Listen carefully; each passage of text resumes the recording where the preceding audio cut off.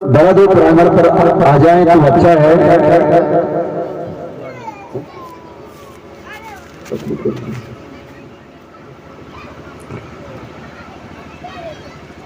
आज हमारा पहला प्रसंग है सृष्टि की जीव जगत, सृष्टि जीव जगत की उत्पत्ति। लेकिन सिर्फ शुरुआती भर हो सकती है, लेकिन पुनः अपना अध्याय पूरा नहीं हो पाएगा।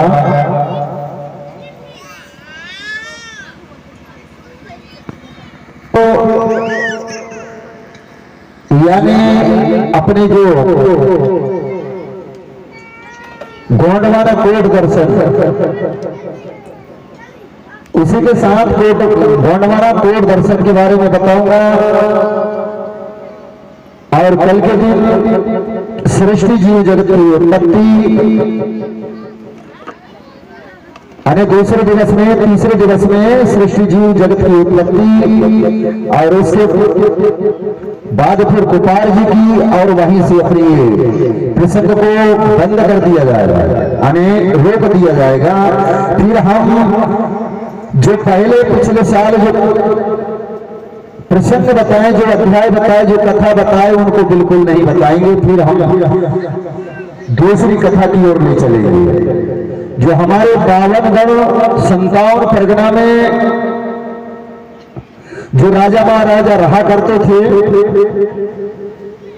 वो राजा महाराजा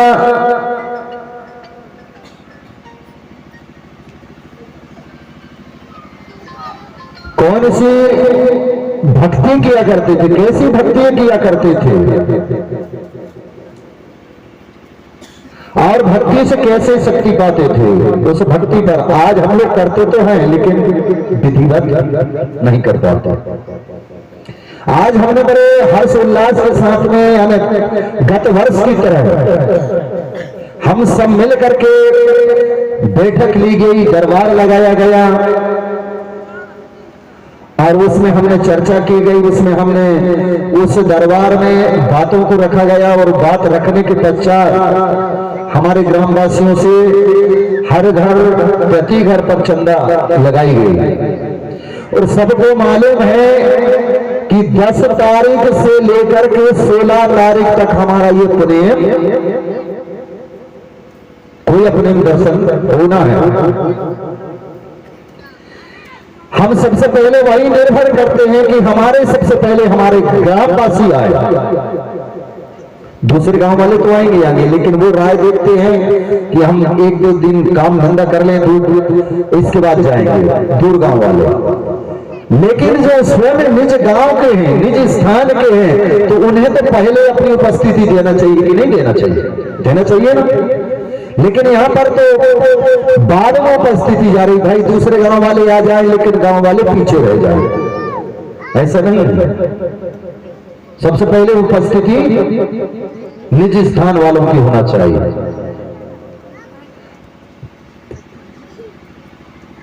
तो चलते हैं कि कल आने वाले दिन को समस्त मेरी आवाज सुनते हुए सज्जनों अपनी उपस्थिति समय पे हो जाना चाहिए। गोंगों की भी समय आना, जो हमारा गोंगो संग्रह होता है, उस समय भी हमारे मातृशक्ति एवं पितृशक्ति को उपस्थित हो जाना चाहिए। पिछले वर्ष जो करते थे उसी तरह से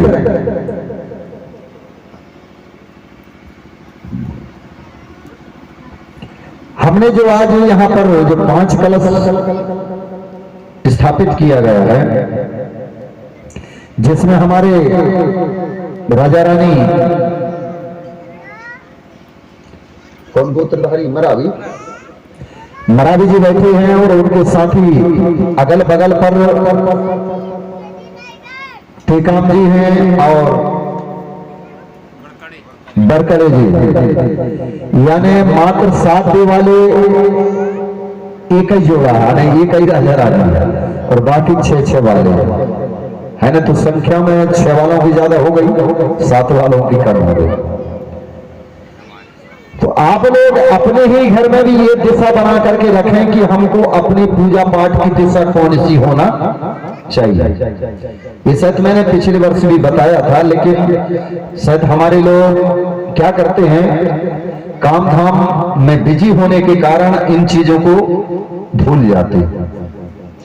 दूसरी बात, इन बातों पर क्यों लेके जा रहा हूं कि अगर पब्लिक होती तो मैं जो प्रसंग सुनाना था वो उसी को ही सुनाता, लेकिन हो सकता है कि मेरे कुछ बताने के बावजूद कुछ संख्या में बढ़ोतरी हो जाए। यानी हमारी शुभ दिशा, सभी लोग ध्यान देंगे, हमारी शुभ दिशा है पूर्व, और हमारे घर में भी जो पूजा पाठ किया जाता है उसकी भी दिशा पूर्व की ओर होना चाहिए, पश्चिम की ओर नहीं, उत्तर की ओर नहीं। हमारी शुभ दिशा है पूर्व, और हम पूर्व की ओर ही मुंह करके बैठते हैं, तभी हमारी पूजा सफल होती है। कहीं क्षेत्र में चले जाओ, किसी भी दिशा पर चले जाइए, तो हमारी शुभ दिशा मानी गई है पूर्व की ओर, यानी उगती, जैसे कहते हैं उगती। जैसे कि हम एक पेड़ लगाते हैं और जब उसकी अंकुर चल जाती है तो उसे कहते हैं कि हमारा एक पौधा या फूल का पौधा या पेड़ या अनाज, कोई भी चीज जब लगाते हैं तो जब उग जाता है वो तो उगी कहते हैं, उसे डूबी नहीं कहते। अगर हम डूबती की ओर मुंह करके बैठेंगे तो हमारी पूजा डूबती रहेगी, उगती नहीं रहेगी, डूबती रहेगी। और ये समाज को उगाने के लिए, जगाने के लिए हर तरह से प्रयास किया जा रहा है। कोई नाच कर जगा रहा है, कोई गा के जगा रहा है, कोई प्रेम दर्शन के माध्यम से जगा रहा है, कोई बातचीत बजा के जगा रहे हैं, तो कोई कुछ से, यानी हमारी संस्कृति को लेकर के हमारे समाज को जगा रहे हैं। ये जगाने का प्रयास है, मात्र एक बहाना है, समझ लो। कहते हैं ना, लोग कहते हैं, नाचने गाने वाले कहते हैं कि नाचना गाना तो हमारा बहाना, हमें तो समाज को जगाना है। ये मंच जो लगाया गया है सिर्फ जगाने के माध्यम से लगाया गया है, बाकी नहीं लगाया गया। अगर हम चाहते तो एक दिन का भी कार्यक्रम कर सकते हैं, लेकिन एक दिन का जो हमारा कार्यक्रम होगा तो मात्र कैसे होगा, वो 12-1 बजे उपस्थिति होगी सब लोगों की। बड़े बड़े वक्ता लोग आते, उनको 5-5, 10-10 मिनट का समय दिया जाता, और वो 5-5, 10-10 मिनट में सब लोग अपनी अपनी बात रखते। लेकिन अगर 10 वक्ता है, 5 वक्ता है, तो 5 प्रकार की बात होती, लेकिन हम उन 5 प्रकार की बातों को अपने दिमाग में नहीं रख पाते, क्योंकि वो सम्मेलन है, प्रेम नहीं है। एक दिन का जो होता है वो सम्मेलन होती है, और उस सम्मेलन के में हमारे लोग सुनते हैं और घर जाकर के कहते हैं कि आज तो बहुत अच्छा लगा, बहुत आनंद आ गया। लेकिन आनंद भर आ गया कहते हैं, लेकिन उस बात को सही ठोर पर नहीं थमती है। अगर 50 बातें सुन करके जाएंगे तो मात्र 5 बातें समझ में आएंगी। और ये प्रेम का मतलब जो होता है, यहां से शुरुआत होती है कि हमारा ये सतमार्ग है। क्या है? सतमार्ग है, मतलब हम की कोया प्रेम कहते हैं। कोया प्रेम का मतलब वही होता है कि कोया यानी कोट से जन्म लेने वाला, और प्रेम का मतलब होता है पो यानी सत और नेम माने मार्ग। पोया ने ध्यान रखना, पोया ने सत और नेम माने मार्ग। इन्हीं का हमें भाव अर्थ निकालना 5। अब 5 का भी भाव अर्थ निकालना 5, यानी 5 होता। कहने का मतलब 1 2 3 4 5 गिन दिए, क्या हो गए? 5 हो गए। कलश 5। अब इनमें अगर हम भाव अर्थ निकालें, आने 5 से प्रकृति को होती है और 4 से प्रकृति की चर्चा होना चाहिए, बाकी और किसी की नहीं होना चाहिए। 5 का मतलब भी होता है पंचभूत महान शक्तियां। 5 का मतलब पंच, जहां पंच होते हैं वहां परमेश्वर होता है। आज हमारी पंचायत या दरबार जब लगता है तो वहां पर कौन सी शक्ति विराजमान हो जाती है? जहां पर पंच लोग बैठते हैं तो वहां कौन सी शक्ति विराजमान हो जाती है? वहां परमेश्वर विराजमान हो जाता है।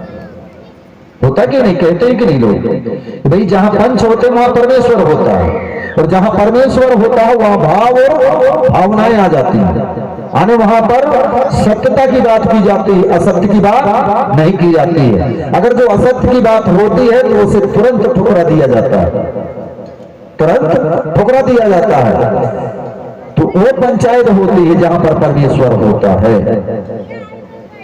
और जहां पर पंचायत नहीं होती, जहां पर नीतियां नहीं होती, धर्म नीतियां नहीं होती हैं, वहां पर परमेश्वर विराजमान नहीं होता, वहां गैर नीतियां चलती हैं।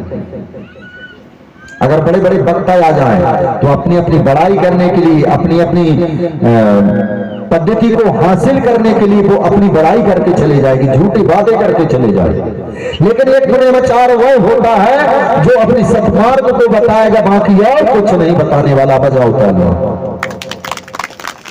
पुण्यचार जो होता है अपनी सत्मार्ग को बताएगा, बाकी चीज को बताने वाला नहीं है। ये तो नहीं कहेगा कि भैया मैं फलानी जगह से जनपद का सदस्य का फार्म डाल दिया जाऊंगी और जनपद का चुनाव लड़ रहा हूं तो मुझे वोट देना, ये तो नहीं कहेगा ना धर्माचार्य। वो तो यही कहेगा कि मेरे भाइयों बहनों, मेरे सज्जन बंधु, हमें वही मैं बताने जा रहा हूं कि इसी बात को बताएंगे। वो नहीं बताएंगे कि ये ऐसी वाली बात कि हमारी शुभ दिशा है कौन सी? पूर्व। जब भी हम पूजा पाठ करेंगे तो शुभ दिशा में बैठ के पूजा पाठ करेंगे। अगर जो भी पश्चिम दिशा में अगर पूजा पाठ करेगा तो जैसे सुबह की पूजा 7 बजे से लेकर के 8 बजे तक हम गोंगो करते हैं। जब 8 बजे तक गोंगो करते हैं तो वहां से दिन तो निकल गया, 7 से 8 बजे गए, तो हमारी परछाई किस तरफ जाएगी? पश्चिम की ओर बैठे हैं तो हमारी परछाई जो है हमारी पेन शक्तियों के ऊपर जाएगी। और ये मानव की परछाई खतरनाक है। इसलिए कहा गया बड़े बड़े बैगा भूमका दुनिया पंडा पढ़ियार लोग कहते हैं अगर कोई भी जड़ी पत्ती को तोड़ के लाना है तो किसी काम के वास्ते, तो वो कहते हैं कि भैया एक काम करना, परछाई नहीं पड़ने देना है। मालूम आपको किसी को कहते हैं कि नहीं कहते? तो क्यों कहते हैं कि आपकी अगर परछाई उस वनस्पति पर पड़ जाएगी, पेड़ पर पड़ जाएगी, तो वो शक्ति क्षीण हो जाएगी। उसकी मानव की अगर परछाई पड़ी तो वो शक्ति क्षीण हो गई, उतना काम नहीं करेगी। करेगी तो लेकिन भरपूर नहीं करेगी, 100% नहीं करेगी, करेगी तो मात्र 50% करेगी। इसी तरह से हमारी जब स्वयं की परछाई है वो हमारी पेन शक्तियों पर जाती है। तो इसलिए हमारा कहना है कि हम जब भी पूजा पाठ करें, गोगो सुमरण करें, तो हम ऊपर की ओर बैठ जाएं, जिससे कि हमारी परछाई हमारे पीछे जाए, आगे ना जाए। ये हमारी शुभ दिशा का शुभ मुहूर्त। आपको मालूम इतना होगा कि ये घटता बढ़ता समय जाता है। किस कारण जाता है? तारीख पर जाती है। पिछले वर्ष हम 22 फरवरी को 23 फरवरी से यहां पर कार्यक्रम की शुरुआती की गई थी और इस साल 10 फरवरी से अंतर हो गया। कितना अंतर हो गया? 10 दिन का फर्क लग गया, हमें 13 दिन का। तो किस में लगा फर्क? तारीख में, तिथि में नहीं। अगर तिथि में जाएंगे तो पूर्णिमा यानी पूर्णिमा हुई ना बात, चाहे वो तारीख कहीं जाए। तिथि और पूर्णिमा,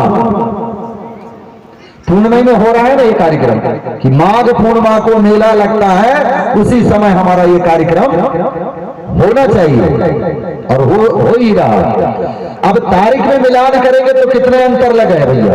बहुत अंतर लग रहा है, 13 दिन का फर्क लग रहा है और 13 में होता है 13। तो हम तारीख पर ना जाए। हमारे लोगों ने तारीख, जो दूसरे लोगों ने जो तारीख की व्यवस्था बनाया, हमारे लोग आज तारीख पर चले लगे। फलानी तारीख को, फलाने दिनांक को, फलाने की भावरे हैं, बारात जा रही है, ये हो रही है, वो हो रही है, ये सब व्यवस्था वो कैलेंडर के माध्यम से चले।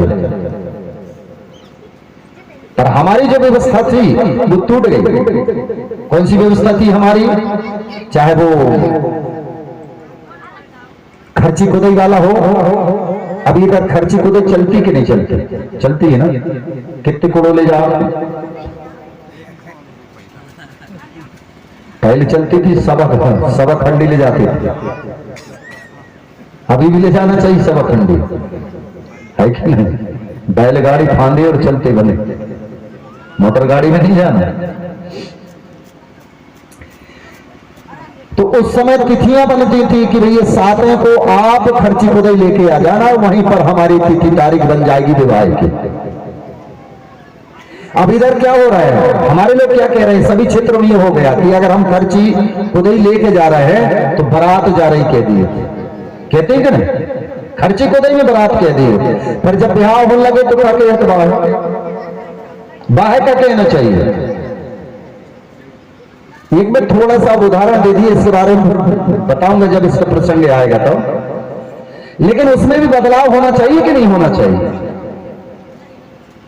खर्ची खुदाई को खर्ची खुदाई कहना चाहिए और बारात को बारात कहना चाहिए और फलदान को फलदान कहना चाहिए। सुपारी सूखी सुपारी को सूखी सुपारी, है कि नहीं? अब हमारे लोगों ने दूसरी व्यवस्था पकड़ ली है तो दूसरी रास्ता पर चले गए, तो अभी ऐसा बिल्कुल नहीं होना चाहिए, नहीं तो अपने उपनयन करने का कोई महत्व नहीं होगा। हम वही पुरानी परंपरा को, जो हमारी प्रथा है, उसी को वापिस पुनः लाने वाले। जैसे कि सृष्टि जीव जगत की उत्पत्ति हुई थी तो क्या होता था? उत्थान होता था और पुनः पुनः उसका पतन हो जाता था। उस धरती का उत्थान होता था और पुनः पतन हो जाता था। तो हमारी जो संस्कृतियां पतन तो नहीं हुई लेकिन पुनः डूब गई है। पतन नहीं हुई लेकिन डूब गई है, वो दब गई हैं। तो उन्हें निकालने के लिए बड़े बड़े धर्माचार, बड़े बड़े ज्ञानी पुरुषों ये समाज बताने के लिए लगे हैं। तो 5 का मैंने बता दिया, ये जहां पर हमारी जो कलश 5 जल रही हैं, ये 5 शक्तियों के माध्यम से जल रही है। चाहे तो हम एक कलश जला करके भी गौ को सुमरण कर सकते हैं, पुण्य में कर सकते हैं, लेकिन महत्व पूरा नहीं बन सकता है। अभी इस सचोली धनगांव में हमारे लोग सामान खरीदने के लिए गए रहे और दूसरे लोगों ने कहा कि भैया इतनी ये करवा किस लिए ले जा रहे हो? तो उन्हें बताया कि हमारे यहाँ पुनेम हो रही है। जब पुनेम हो रही तो भैया इतनी कलश क्यों ले जा रहे हो? इससे क्या होगा? बोले एक कलश जलाना चाहिए। बोले तो हमारे लोग उसी बात में लग गए कि सही तो बात है यार, एक कलश जला के पुनेम हो जाना चाहिए। जहां पे गुरुजी बैठते वहीं पर एक कलश जला दिए, हमने पुनेम सुन लिया और चल दिए।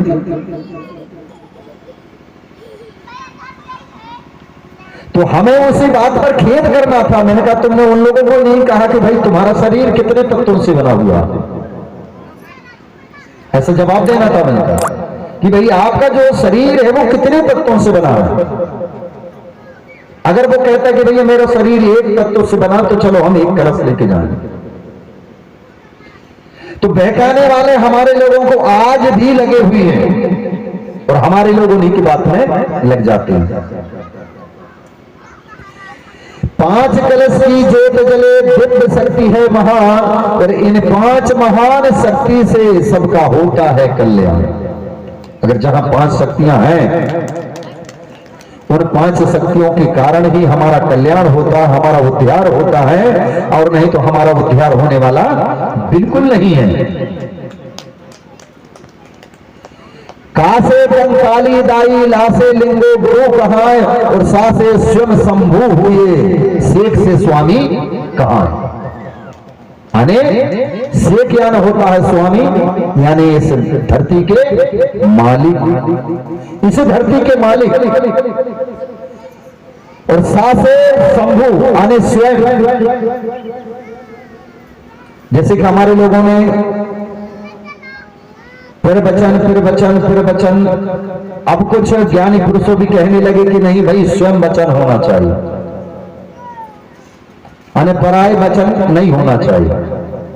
ये भी बात है कि पर वचन हो गया ना पराया, और स्वयं वचन हो गया अपने खुद की, अपने आजा दादा परदादा पुरखा राजा महाराजा गढ़ी, किला, कोट, महल, अटारी, ताल तलैया, इनकी चर्चा होना चाहिए। ये ताल तलैया, गढ़ी, किला किसकी? हमारे राजा महाराजों की, यानी गोंड राजा महाराजों की, यानी गोंडों की है।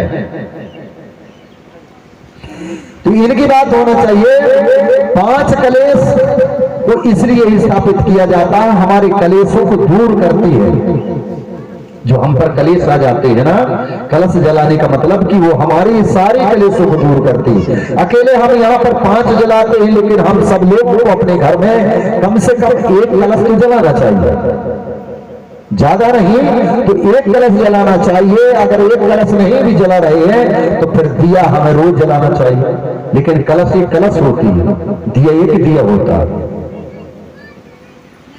कलश जो होती है कलेशों को दूर करती है। 5 कलश में ज्योत जलावे पंच बूढ़ा देव का आशीष पावे। जब तक हम इन 5 कलशों को नहीं जलाएंगे अपने कार्य में, तो समझ लो कि हमारे जो बूढ़ा देव है जंगल पहाड़ में बैठी हुई है, वो हमें आशीर्वाद प्रदान करने वाले नहीं। हम चाहें तो अगर हम देव कल्याण की पूजा करने के जाते हैं, हमारे नवनयन दस्तूर करते हैं कि नहीं? नवनयन दस्तूर कहां पे? साज पेड़ पे। वहां पर भी अगर हमें बन सके तो 1 दिया नहीं जलाना चाहिए, कम से कम 5 दिया वहां पर हमें जलाना चाहिए। 5 दिए जला करके हमें पूजा पाठ करके वापिस आना चाहिए। हमें एक ही बार तो करना है नवनयन का दस्तूर, बार बार तो नहीं करना। अच्छा, एक व्यवस्था ये है कि हमारी साल में 2 बार होती है पूजन, लेकिन इधर एक ही बार होती है। साल में 2 बार का नियम बताया गया है हमारे नवनयन दस्तूर का। तो हमें कितनी बार करना चाहिए साल में? 2 बार। चौक फोड़कर 4 खंड बनाए, दाएं से बाएं सूर्य चंद्र बनाए, यानी और माता पिता की होती। जैसे हमारी ये चौक बनाई दी जाती है तो इसमें हमें माता और पिता का स्थान दिया जाता है। माता और पिता, सूर्य और चंद्र। जब तक सूर्य चंद्र नहीं होगा, चंद्र नहीं होगा तो रात सुहानी नहीं लगेगी, और सूर्य नहीं रहेगा तो दिन सुहाना नहीं लगेगा।